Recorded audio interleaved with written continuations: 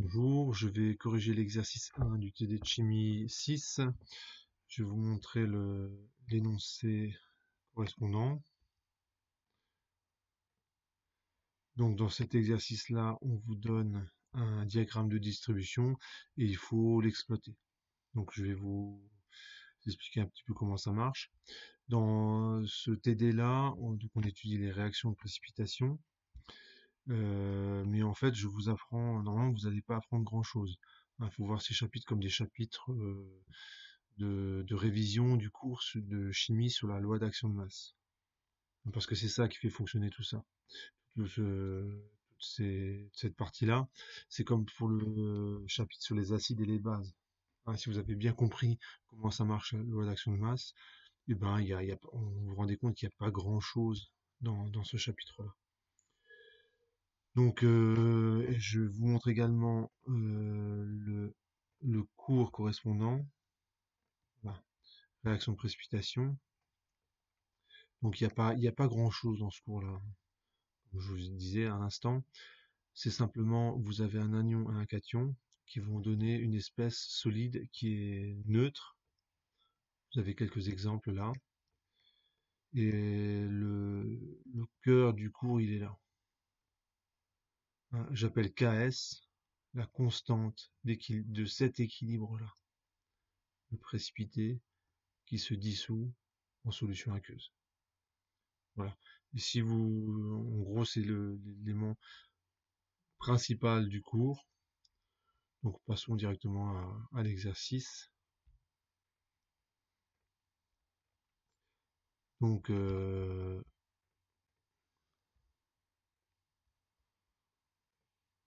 voilà.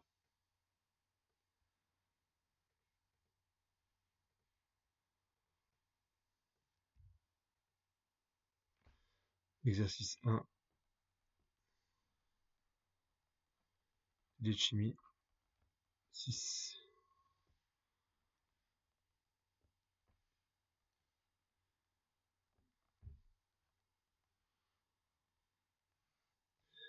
Donc la première question qu'on vous pose, c'est on vous demande d'identifier les courbes. Alors dans mon réacteur, qu'est-ce que je mets? Je mets une solution de, on a du sulfate de sodium. Donc c'est le sulfate, c'est cette espèce-là, CSO4 2-. Et on rajoute petit à petit du sulfate de sodium. Et dans la solution, il y a également du chlorure de calcium et du nitrate de plomb. Dans mon bécher, voilà, si je fais un petit résumé,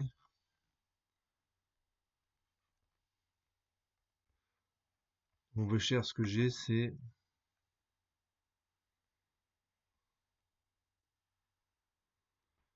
du Ca2+,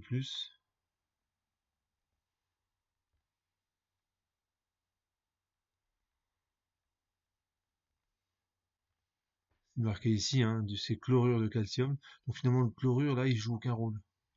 On appelle ça un ion spectateur. On en a besoin quand on fait la manip, parce que le calcium Ca2+, ça n'existe pas. Sous forme solide, par exemple, c'est impossible parce que vous pouvez pas mettre l'un à côté de l'autre des charges de même signe. Elles se repoussent trop violemment. Et donc le Cl-, il sert juste comme ion spectateur. Donc je vais écrire, ouais, non, je l'écris pas. C'est parce que c'est un ion spectateur. Vous avez également du nitrate de plomb. Donc, le nitrate, c'est le même rôle que Cl-, c'est spectateur. Donc je marque dans mon bécher que ce qui est important. Donc on a du Pb2+, et ce que je rajoute au fur et à mesure, c'est du SO4 2-. Aussi, la solution, c'est sulfate de sodium. Hein, donc une solution de SO4 2-, ça n'existe pas. Il faut forcément des cations pour que l'ensemble de ma solution que je vais verser soit neutre. Sinon, vous allez avoir ça ne peut pas exister. Hein, vous ne pouvez pas avoir une grande quantité de charge de même signe au même endroit. Elles se repoussent trop violemment. Donc je vous ai mis uniquement ce qui est important dans cette manip-là.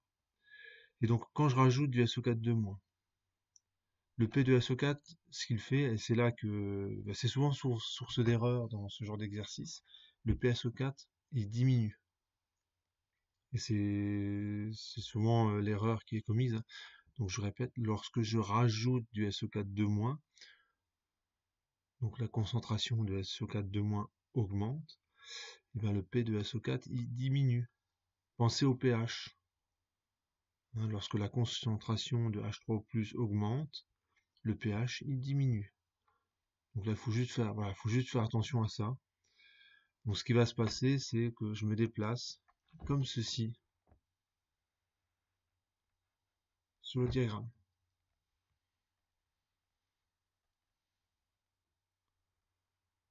Voilà, lorsqu'on ajoute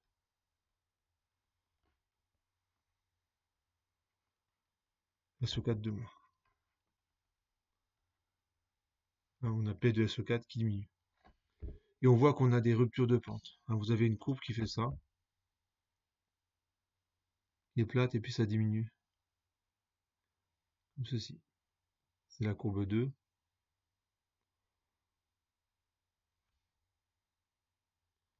Et on voit qu'on a un point anguleux. Donc il se passe quelque chose. Voilà. Donc il se passe quelque chose ici. Et en fait, la chose qui se passe ici, c'est l'apparition du premier grain précipité. Alors c'est un des deux, apparition du premier grain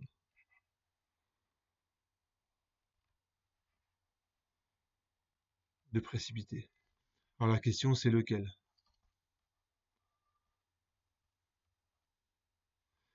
Alors là, il y a des indications qui sont données dans l'énoncé. Euh, les précipités qui peuvent apparaître, ils sont là. Ils sont indiqués ici, c'est CaSO4 et PbSO4. Ça, c'est les précipités qui peuvent apparaître. Donc c'est l'un des deux qui apparaît ici. Évidemment, ce que j'ai dit pour cette courbe-là est vrai aussi pour la courbe qui est juste pour l'autre courbe. Et on a aussi un point anguleux là, à ce niveau-là.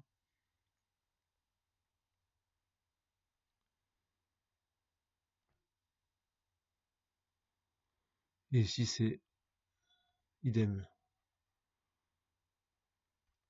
Apparition du premier grain de l'autre précipité. Et ce qu'on vous demande, c'est d'identifier les courbes. Et on vous donne quand même une indication. On vous dit que le sulfate de plomb est moins soluble que le sulfate de calcium. Donc ça, je l'écris ici. Le sulfate de plomb, donc PbSO4, est moins soluble que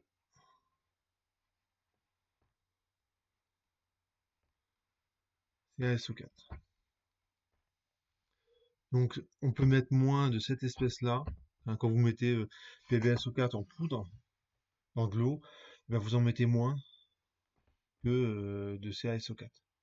Quand ça veut dire qu'on en met moins, ça veut dire que au bout d'un moment, on rajoute des grains de PbSO4, ça ne se dissout plus. On a saturé la solution.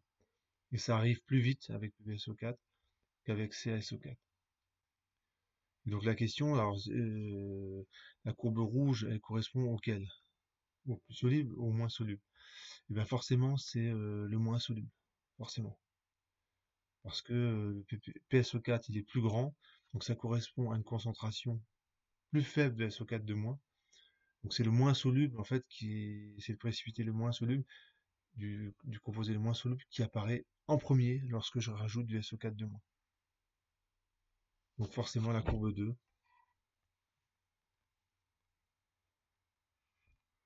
correspond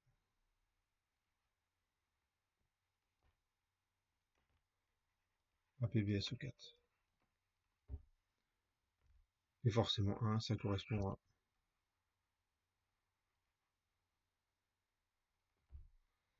à l'autre, c'est à SO4.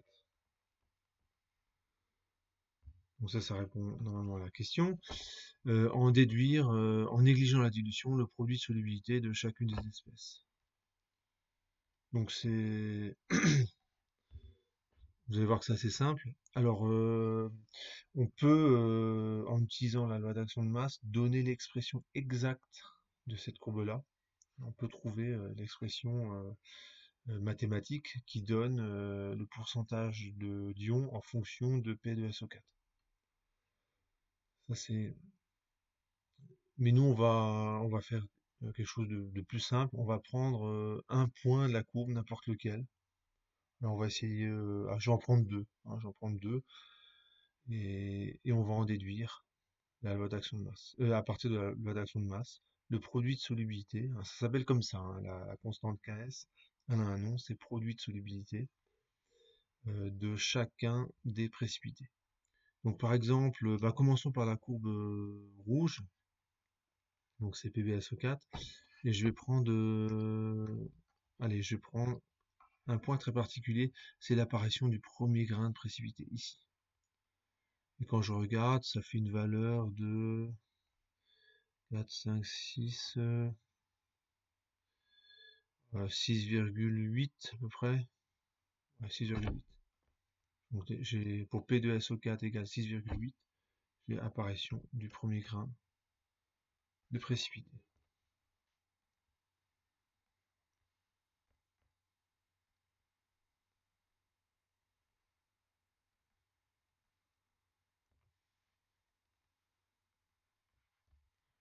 Donc pour P2SO4 égale 6,8, on a apparition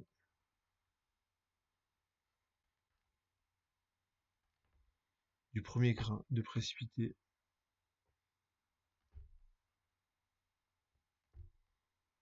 de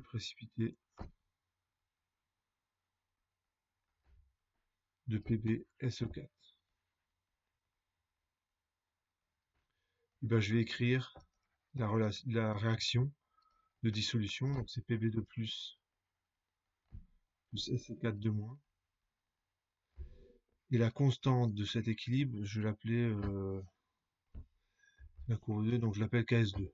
Voilà, c'est ce que j'aimerais connaître.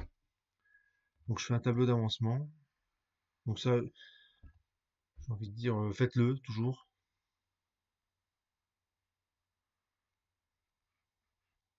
Même si vous ne le complétez pas, c'est pas grave.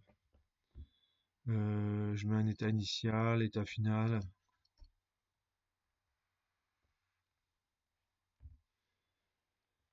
Et bon, en fait, l'état initial, je vais pas m'en servir. Du coup, je vais laisser les cases vides et je vais prendre un état final, donc l'état qui correspond à l'apparition du premier grain de précipité. Alors, comment j'écris ça? Un grain de précipité, on met 0 plus. 0, ça signifie il y en a très peu. Plus, ça signifie il y en a quand même. Ça veut bien dire ce que ça veut dire. C'est qu'il y en a, il est présent, mais en très petite quantité. SO4 de moins, c'est 10 puissance moins 6,8 fois le volume total. Puisque je travaille en mol, 10 puissance moins 6,8 c'est la concentration. Si P de SO4 vaut 6,8, SO4 de moins en concentration vaut 10 puissance moins 6,8. Pensez au pH. Si le pH vaut 6,8, la concentration de H3+, c'est 10 puissance moins 6,8. C'est exactement la même chose. L'opérateur P, c'est moins log. D'accord? Donc voilà, il faut être à l'aise avec ça. Et la concentration de Pb2+, eh ben, vous la connaissez parce que on vous dit que on a, je vais y arriver, nitrate de, voilà, 0,10 mol par litre de nitrate de plomb. Donc c'est 0,1 pour le volume total. Et j'applique la loi d'action de masse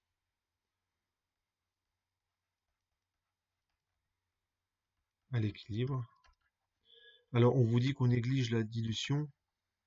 Donc ça c'est important, ça veut dire que ça c'est une constante.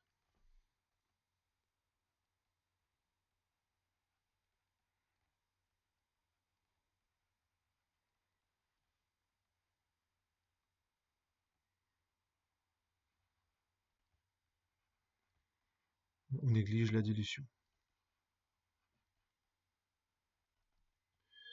Alors ça va donner quoi? Euh, Ça donne KS 2.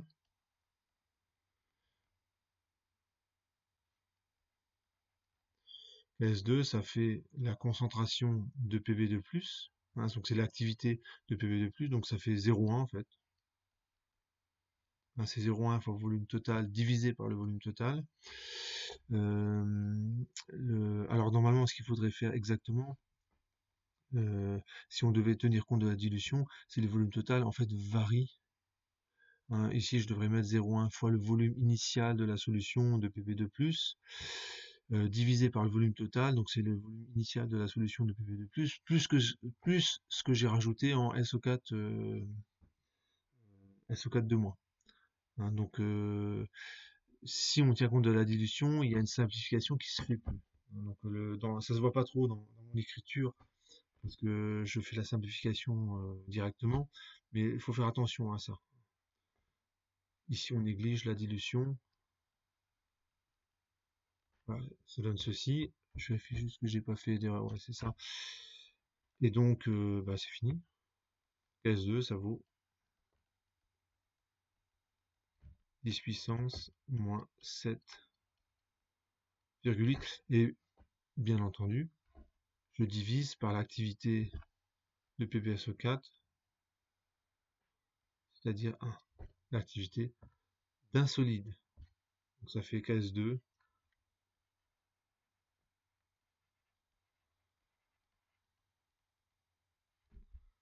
Ça donne moins 7,8.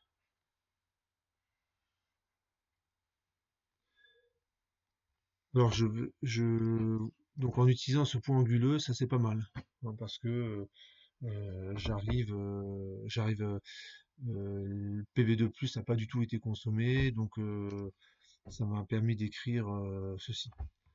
Je vais recommencer la question pour produit solubilité de PbSO4, et je vais prendre un point. Tiens, je vais prendre celui-là. Je vais prendre ce point-là. Donc j'ai pris ce point-là. Maintenant, je vais prendre ce point-là. Pour vous montrer que, en fait, tous ces points de cette courbe sont cohérents avec la loi d'action de masse. Donc à chaque fois, donc je peux prendre n'importe quel point de cette courbe-là, ça va me permettre de retrouver la valeur du KS de PbSO4. C'est juste pour vous montrer ça. Donc je prends une nouvelle page.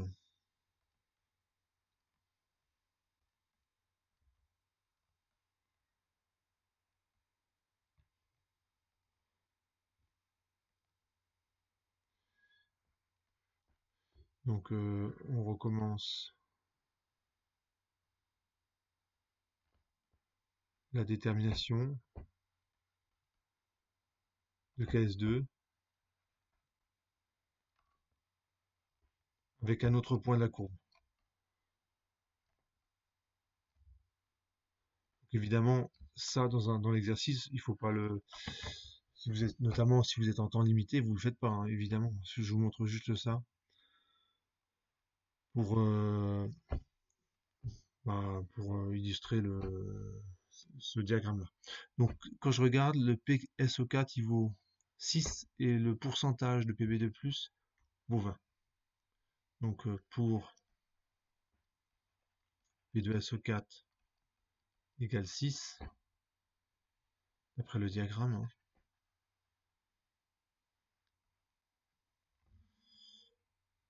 on a Pb2+,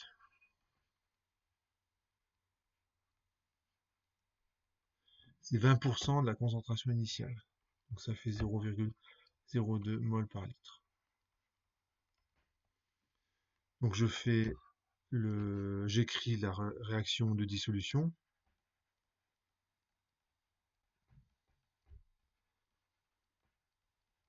SO4 2 moins KS2 Je fais mon tableau d'avancement, je précise l'unité dans mon tableau d'avancement. L'état initial, bon, je l'écris, mais en fait, je j'ai pas l'intention de le compléter. État final. Alors, cette fois-ci, il est présent en quantité non négligeable, puisqu'il y a quand même 80% de tout le plomb qui est sous forme précipitée. Ici, j'ai 0,02 fois le volume total. Encore une fois, je néglige la dilution, donc le volume total, il est constant. SO4 de moins, ça vaut 10 puissance moins 6 le volume total. J'écris la loi d'action de masse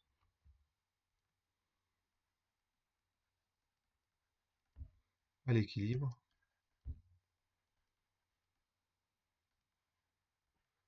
À chaque fois, bon, on perd un petit peu de temps à écrire tout ça, mais c'est important. C'est important parce que ça vous montre qu'il y a la loi d'action de masse, il y a quand même une condition d'application, c'est qu'on doit être à l'équilibre, hein. Par exemple, si PbSO4 il n'est pas présent, cette égalité elle n'est pas vraie, elle ne marche pas. C'est important de l'avoir dans un coin de votre esprit. La concentration de Pb2+, c'est 0,02.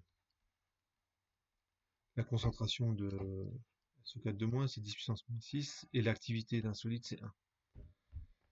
Et quand vous regardez, ça fait quasiment 10 puissance moins 8, un petit peu plus, on retrouve quasiment la même valeur.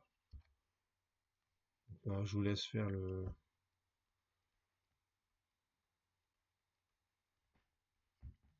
Et ça, c'est cohérent.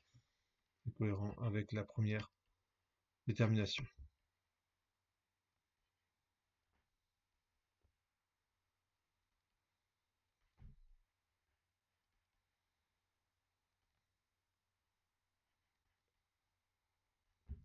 Voilà pour le KS pour PbSO4 solide. Et ben, on va faire la même chose avec l'autre précipité CaSO4 de moins. CaSO4. Ici, je vais prendre, alors je vais juste prendre le point anguleux, hein, je vous laisse prendre un autre point si ça vous dit, hein. Je vais juste prendre ce point-là. Et on a un P de SO4 qui vaut 4.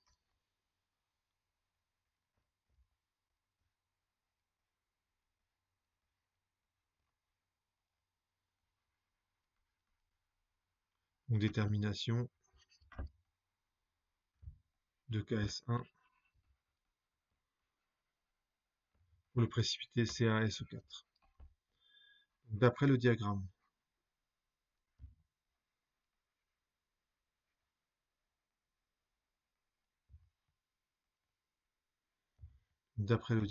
le premier grain de précipité apparaît à P de SO4 égale le premier grain de précipité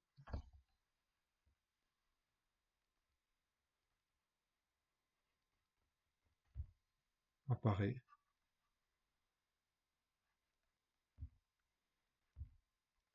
à P de SO4 égale 4.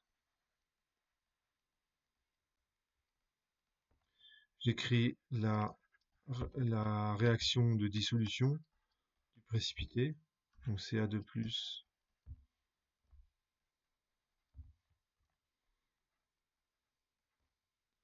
SO4 de moins,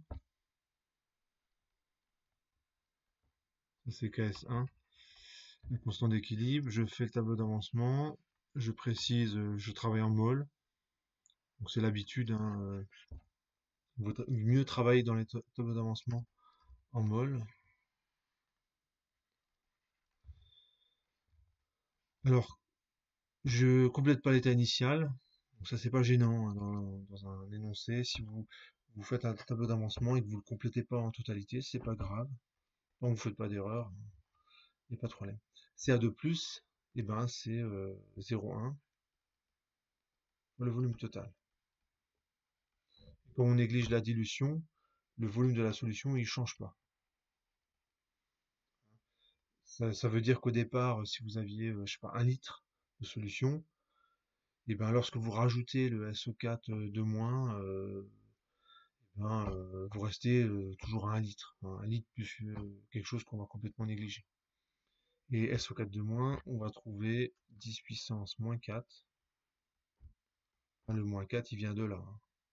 Si P de SO4 vaut 4, SO4 de moins en concentration, ça vaut 10 moins 4. Fois le volume total. Ça aussi, c'est une constante, hein, évidemment. J'applique la loi d'action de masse à l'équilibre.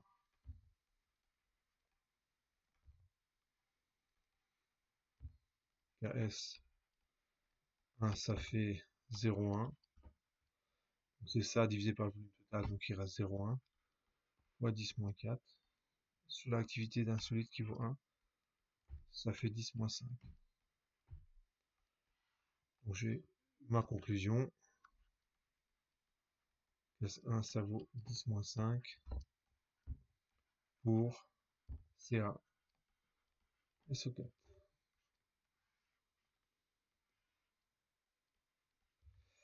Normalement, j'ai répondu à toutes les questions. Voilà pour cet exercice.